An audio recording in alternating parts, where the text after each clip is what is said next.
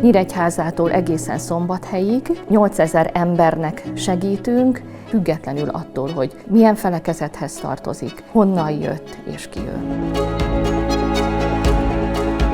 Egy élő, növekvő, sok-sok fiatalból álló közösségben szolgálhatok, és azért tudom, hogy sok hasonló gyülekezet van. A gyerekek alapvetően nem változtak. Ők ugyanúgy várják azokat az instrukciókat, azokat az őszinte beszélgetéseket, amiket 20, 30, 40, 50, 100 évvel ezelőtt vártak a gyerekek. Én kiskorom óta tartozom egy gyülekezethez, és olyan nekem, mintha a második családom lenne. Szeretem az evangélikusokban azt, hogy ilyen szabad szelleműek.